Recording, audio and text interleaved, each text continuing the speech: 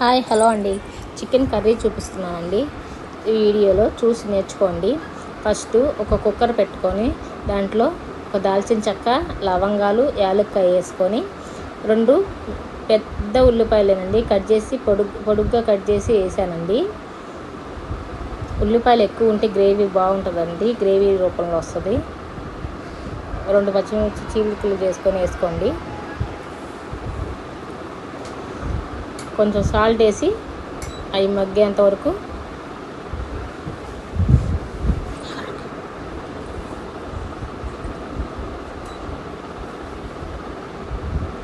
అవి కొంచెం వేగినమ్మటే అల్లం వెల్లుల్లి పేస్ట్ వేయండి. 2 స్పూన్స్ వేసాను కేజీ చికెన్కి. అది అల్లం వెల్లుల్లి పేస్ట్లో ఉన్న రావాసన అంతా పోయి మంచి అరోమా వచ్చేదాకా దోరగా వేయించండి. మంచి ఫ్లేవర్ వస్తుందండి.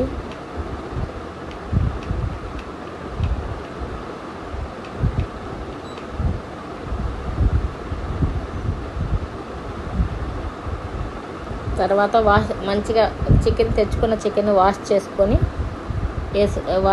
చికెన్ వేసేసేయండి. దాంట్లో కొంచెం పసుపు వేసి 1 స్పూను,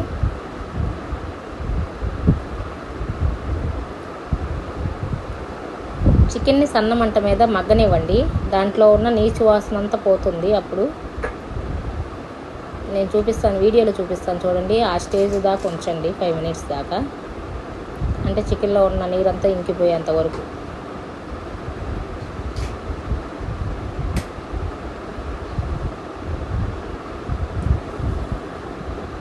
చూసారా, ఇంకా కొంచెం ఉంది, అది నూనెనండి, నీళ్ళు కాదు. అంటే దాంట్లో ఉన్న నీచు వాసన అంతా పోతుంది. తర్వాత పెరుగు 1 స్పూన్నర వేసాను.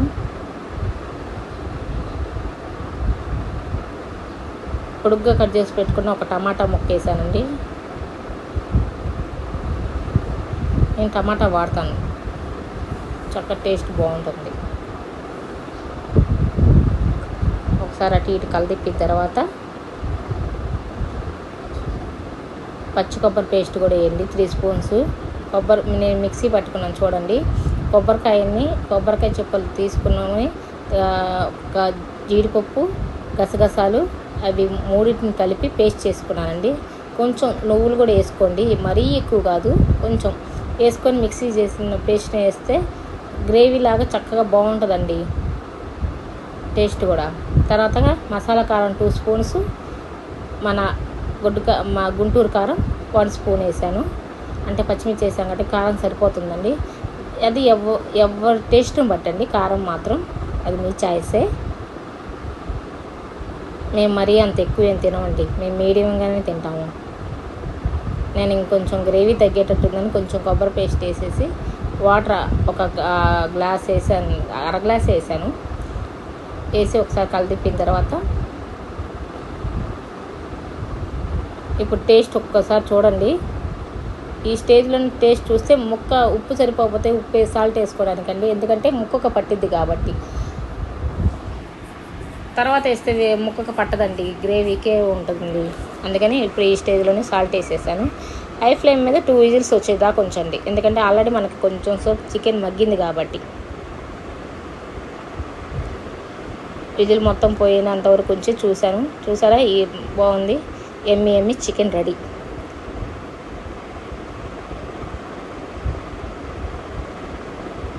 అయిపోయిందండి. కొత్తిమీర వేసేసి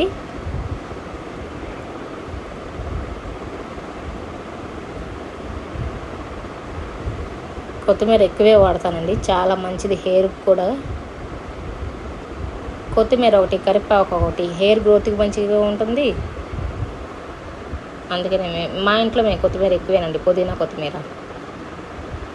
తర్వాత హోమ్మేడ్ గరం మసాలా అండి వేసేసి ఆపేసాను. ధనియాల పొడి వేసేసిన తర్వాత 2 మినిట్స్ ఆగి స్టవ్ ఆపేసేసేయండి. వేరే బౌల్లోకి షిఫ్ట్ చేయండి. సబ్స్క్రైబ్ చేయండి, లైక్ చేయండి, షేర్ చేయండి.